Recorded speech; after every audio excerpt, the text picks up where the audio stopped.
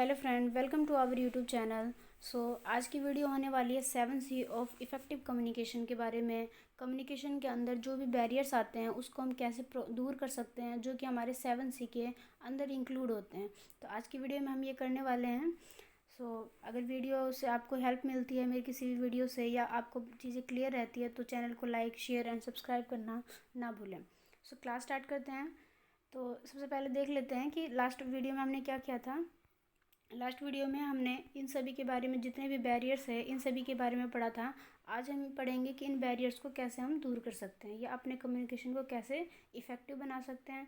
साथ ही जो कम्युनिकेशन तो इफ़ेक्टिव बनेगा, साथ में एक इफ़ेक्टिव कम्युनिकेटर भी कैसे बन सकते हो, आज की वीडियो में हम डिस्कस करने वाले हैं। Without any further delay, let's move to our class. सबसे पहले है कि strategies to overcome barriers to communication, कि आपका जो बैरियर्स है कम्युनिकेशन के दौरान, उसके दौरान हम क्या क्या स्ट्रेटजीज का यूज़ करके हम क्या कर सकते हैं, प्रॉब्लम्स को दूर कर सकते हैं। सबसे पहले है कि जो एक इफ़ेक्टिव कम्युनिकेटर होता है वो क्या सोचता है। वो सोचता है कि जो भी उसका कम्युनिकेशन है वो इस वे में जाए जिस वे में उसको पहुंचाना चाहता है। जो उसका कम्युनिकेशन है, जो भी वो इन्फॉर्मेशन, आइडियाज़ को, या जो भी उसका इमोशन, फीलिंग है, जो वो बताना चाहता है, शेयर करना चाहता है, वो काफ़ी अच्छे वे में जाए। तो उसमें क्या करेगा, लेकिन कई बार उसमें बैरियर्स आ जाते हैं। तो उन बैरियर्स को हम कैसे दूर कर सकते हैं, उसको बैरियर्स को हम दूर करने के लिए 7C का यूज़ कर सकते हैं। अब 7C का मतलब क्या है। जो 7C है इसका पहले फुल फॉर्म है 7 बार C से। जैसे फर्स्ट है कंप्लीटनेस, जो आपका मैसेज है काफ़ी कंप्लीट होना चाहिए। कंसाइजनेस होना चाहिए, कंसिडरेशन होना चाहिए, क्लैरिटी होनी चाहिए, कंक्रीटनेस होना चाहिए, और कर्टेसी और करेक्टनेस होना चाहिए। अब इसको हम वन बाय वन डीपली इसको एक्सप्लेन कर लेते हैं। सबसे पहले है कि जो भी आपका मैसेज है वो कंप्लीटनेस होना चाहिए, मतलब कि वो कंप्लीट फॉर्म में होना चाहिए। इनकम्प्लीट मैसेज नहीं होना चाहिए, क्योंकि जो भी अगर मैसेज है अगर वो इनकम्प्लीट वे में है, या उसमें लेस इन्फॉर्मेशन है, या जो इन्फॉर्मेशन उसमें होना चाहिए अगर वो इन्फॉर्मेशन उसमें नहीं है, तो वो क्या हो जाएगा, वो जो मैसेज है आपका कंप्लीट नहीं रहेगा। और आपका जो मैसेज है वो कंप्लीट नहीं रहेगा तो वो सिंपल सी बात है, वो आपके कम्युनिकेशन में बैरियर ला सकता है। तो सबसे पहले क्या होना चाहिए, आपका जो मैसेज है वो कंप्लीटनेस होना चाहिए। नेक्स्ट है कंसाइजनेस, मीन्स जो भी आपका जो मैसेज है वो काफ़ी शॉर्ट वे में होना चाहिए, ताकि वो क्या करेगा, कम्युनिकेशन को इफ़ेक्टिव वे में लेके आएगा।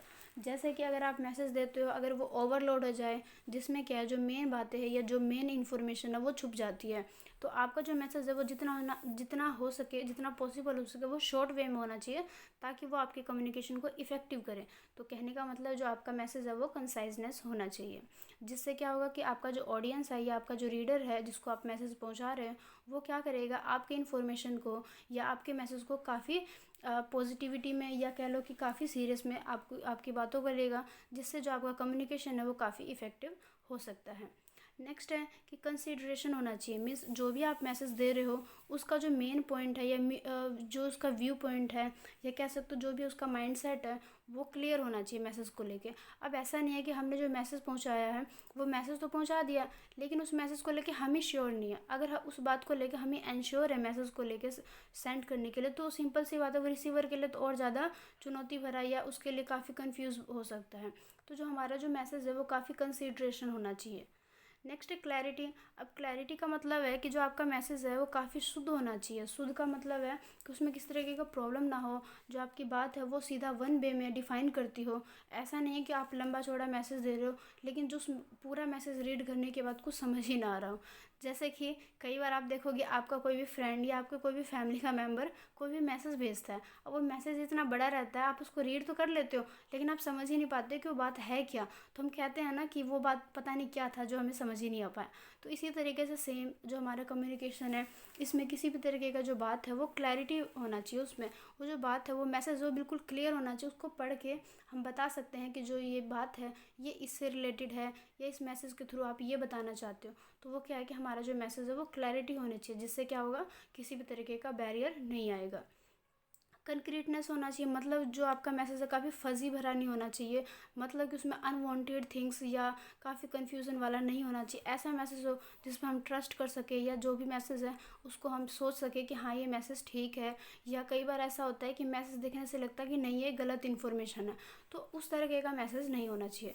कर्टेसी होना चाहिए, मतलब कि जैसे मैसेज हम भेज रहे तो ऐसा नहीं है कि हमने मैसेज भेज दिया, अब हमारा बस उस भेजने का हमारा एक दायित्व बनता है कि हमने मैसेज भेज दिया। हमारा जो क्या है रिसीवर के प्रति हमारा जो पोलाइटनेस होना चाहिए, हमारा जो रिफ्लेक्शन है, ये जो हम बताना चाहते हो हमारा क्या होना चाहिए, जो रिसीवर के थ्रू अच्छी भावना होनी चाहिए, या उसके थ्रू जो भी हमारी बातें हैं वो सही रूप में जाने योग्य होनी चाहिए। ऐसा नहीं है कि मैसेज को लेके हम ही अगर उसको लेके काफ़ी ऐसे हो जाते हैं कि मैसेज को भेजना हमारे लिए बस एक काम है, हम उस मैसेज को लेके काफ़ी ऐसे नहीं हैं कि जो हमारा रिसीवर उसको फीडबैक दे सके सही से, तो वो क्या करेगा, वो आपको बैरियर्स ला सकता है। तो आपका मैसेज अगर कर्टेसी रहेगा, अगर उसमें आपके पोलाइटनेस रहेगा, तो क्या करेगा, जो रिसीवर है या जो फीडबैक देगा वो भी काफ़ी पॉजिटिविटी के थ्रू आपका जो रिप्लाई है या फीडबैक है वो देगा।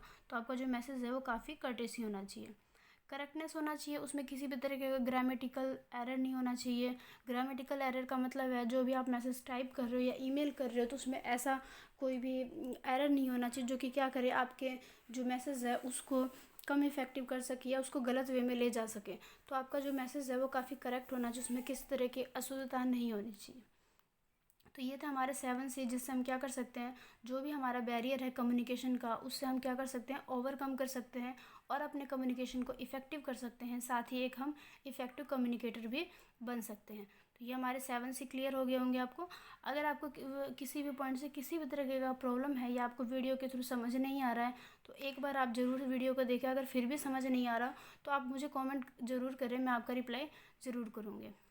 सो चीज़ें आपको जिस तरीके से मैं आपको बताना चाहती हूँ आपको भी उसी वे में क्लियर होना चाहिए। अगर आपको क्लियर नहीं है तो आप मुझसे पूछ सकते हो। सेकंड पॉइंट है लिसनिंग। अब लिसनिंग का मतलब क्या है, लिसनिंग का मतलब अगर हम हिंदी में कहें तो सुनना है।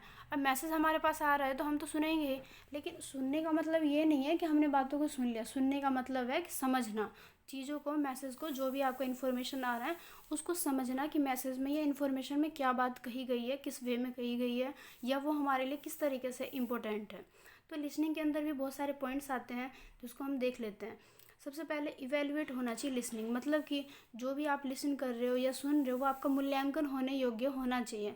मीन्स अगर आप उस मैसेज से कुछ पॉइंट्स निकालना चाहते हो या उसको एक वन वे में डिफाइन करना चाहते हो तो आपका जो मैसेज है ऐसा होना चाहिए कि आप उससे कुछ भी मूल्यांकन कर सके या देख सके कि जो मैसेज है वो इवेलुएट हो सके। तो इस तरीके का लिसनिंग कहलाएगा इवेलुएटिंग लिसनिंग। सेकंड है डिस्क्रिमिनेटिव लिसनिंग, मतलब कि जो भी आप सुन रहे हो वो आपका विस्तार रूप से होना चाहिए। मतलब कि आपको जो नॉलेज दिया जा रहा है वो ऐसा होना चाहिए कि आपको उसके बारे में काफ़ी विस्तार पूर्वक आपको उसके बारे में नॉलेज हो। जैसे कि अगर एक कंपनी में, एक वर्क प्लेस पे अगर कोई डायरेक्टर हमें बात बता रहा है या हमें कोई इन्फॉर्मेशन दे रहा है तो आपको इस वे में लेना है कि ताकि आप उसके बारे में अच्छे से समझ सके और सामने वाला पर्सन या कोई और पर्सन अगर आपसे उसी के बारे में पूछता है तो आपके पास इतनी नॉलेज या इतना इन्फॉर्मेशन होना चाहिए कि आप उसको सही रूप से क्लियर कर सके। नेक्स्ट है अप्रिशिएट लिसनिंग। अप्रिशिएट लिसनिंग का मतलब है कि जो भी आप सुन रहे हो तो उससे क्या होना चाहिए कि आप एक अप्रिशिएट होने चाहिए, आपके अंदर उस चीज़ को लेके काफ़ी उत्तेजना होनी चाहिए, उत्साहित होना चाहिए। इम्पैथेटिक होना चाहिए, मीन्स जैसे कि एक मैसेज को अगर हम ले रहे हैं तो हमारा जो एक पॉइंट ऑफ व्यू क्या होना चाहिए, उस मैसेज को लेके काफ़ी सिंपैथी पूर्वक होना चाहिए। जैसे कि फॉर एग्जांपल दे रखा है, one party is presenting her point of view and the other party sympathise with her point of view. कि अगर जैसे एक पार्टी अगर मैसेज भेज रहा है, कुछ भी भेज रहा है, प्रेजेंट कर रहा है, तो सामने वाला पर्सन को उसको इम्पैथी वे में लेना है, उसको उत्साहित रूप से लेना है, उसको सिंपैथी के रूप में लेना है। तो ये थे इसके पॉइंट कि लिसनिंग एक लिसनर के लिए किस तरीके के लिसनिंग होनी चाहिए। एक लिसनर के लिए ये सारे जितने भी गुण हैं ये होना चाहिए, तभी एक लिसनर एक परफेक्ट या इफ़ेक्टिव लिसनर बन सकता है। तो यूनिट 2 हमने कंप्लीट कर लिया। इसके कुछ क्वेश्चन है उसको हम देख लेते हैं। ये क्वेश्चन काफ़ी हमने सभी वीडियो के थ्रू कॉन्सेप्ट को क्लियर तो कर ही लिया था, लेकिन एक बार मैं आपको इसको क्विक रिवीजन करवा देती हूँ। जैसे कि फर्स्ट क्वेश्चन है ग्रेप वाइन क्या होता है। अब ग्रेप वाइन का मतलब जैसे हम कम्युनिकेशन करते हैं, जब हम एक साथ बहुत सारे लोगों के साथ बातचीत कर रहे हैं इनफॉर्मल में तो वो कहलाता है ग्रेप वाइन। सिमांटिक बैरियर मतलब कि जो आपका कम्युनिकेशन है उसमें जो भी अर्थ संबंधी जो भी भाषा है उससे रिलेटेड अगर कोई भी प्रॉब्लम आता है तो वो कहलाता है सिमांटिक बैरियर। फीडबैक का मतलब है जैसे किसी भी मैसेज का अगर हम रिप्लाई करते हैं तो वो कहलाता है फीडबैक।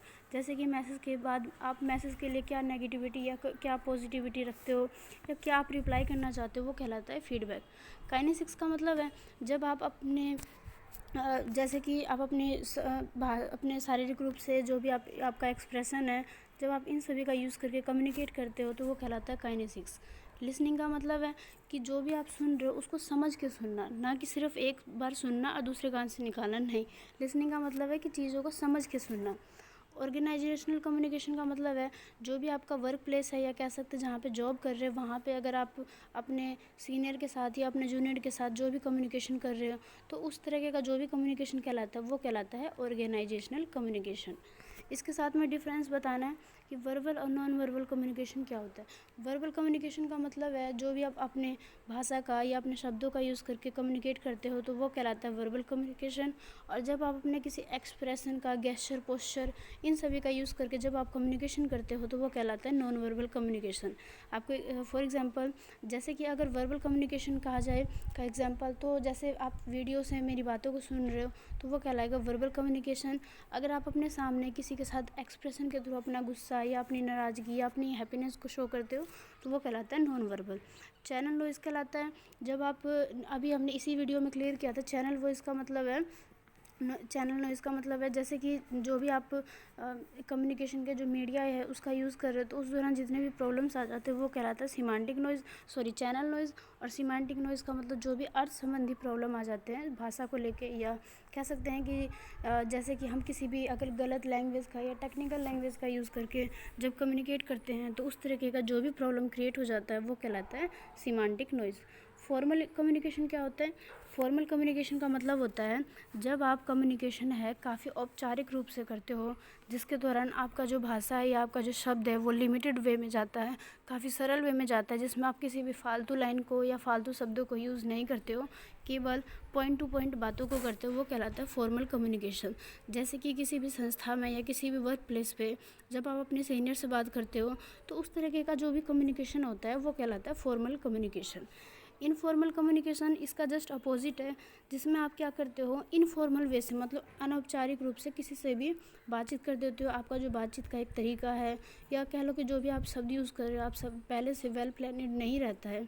जैसे कि फॉर एग्जांपल अगर आप शादी के दौरान जब अपने फ्रेंड से, फैमिली से या किसी से भी हम बातचीत करते हैं, हमारे मन में या हमारे जो भी हम कहना चाहते हैं हम बिना किसी सोच समझ के कह देते हैं, जहाँ पे जो हमारा जो रवैया है वो अनौपचारिक रहता है। तो उस तरीके का जो भी कम्युनिकेशन है वो कहलाता है इनफॉर्मल कम्युनिकेशन। अब इंटरनल और एक्सटर्नल कम्युनिकेशन क्या होता है? इंटरनल कम्युनिकेशन का मतलब जब आप खुद से ही बातचीत करते हो, या आप समझ लो कि जब आप खुद से ही कुछ भी चीज़ें सोचते हो, या खुद से ही जब हम किसी चीज़ के बारे में डिसीजन लेने के लिए कम्युनिकेट करते हैं अपने मन ही मन, तो उस तरीके का जो भी कम्युनिकेशन होता है उसको कहलाते हैं हम इंटरनल कम्युनिकेशन। एक्सटर्नल कम्युनिकेशन का मतलब है जब आप किसी दोस्त के साथ या अपने फ्रेंड के साथ, फैमिली के साथ, किसी वर्क प्लेस पे किसी भी ऐसे आदमी से बातचीत करते हैं जब वो आपके आमने सामने रहता है, या मैसेजिंग के थ्रू। कहने का मतलब जब आप खुद से बात ना करके किसी और से बात करते हो तो वो कहलाता है एक्सटर्नल कम्युनिकेशन। क्वेश्चन नंबर 3 है what are the barriers to communication. Barriers to communication का मतलब है जो कम्युनिकेशन के दौरान जितनी भी प्रॉब्लम्स या बाधा कह लो जो भी आपके कम्युनिकेशन को लेस इफेक्टिव करता है, तो उस तरीके का जो भी प्रॉब्लम है जो क्रिएट हो जाता है वो कहलाता है बैरियर्स। अब उसे ओवरकम कैसे हो सकते हैं? ओवरकम के लिए हमने 7C को जो पढ़ा है, कॉन्सेप्ट क्लियर किया है, इसका मतलब है कि हम उन 7C के द्वारा हम ओवरकम कर सकते हैं। अगर यही क्वेश्चन आपके एग्जाम में आ जाता है तो आप किस तरीके से डिफाइन कर सकते हो? पहले आपको बैरियर बताना पड़ेगा कि कम्युनिकेशन के दौरान क्या क्या बैरियर आता है, जिसका आंसर मैं आपको दिखा देती हूँ। इसमें बैरियर में 2 आ जाएंगे, एक चैनल नॉइज़, एक सिमेंटिक नॉइज़। अब चैनल नॉइज़ के अंदर जो पॉइंट्स है वो और जो सिमेंटिक नॉइज़ के अंदर है वो, ये classification of barriers to communication. तो अगर ये क्वेश्चन आता है तो आपको क्या करने का पड़ेगा? पहले आपको ये नॉइज़ बताने पड़ेंगे, 2 नॉइज़ क्या है, और आप पॉइंट टू पॉइंट ना भी बताए तो भी आप इसके बारे में अपनी तरफ से पॉइंट्स बना के, या चाहे तो इनका मेन पॉइंट लिख के अंदर आप वीडियो के थ्रू समझ के आप बता सकते हो कि इसके अंदर क्या है या किस तरीके के प्रॉब्लम जनरेट हो जाते हैं।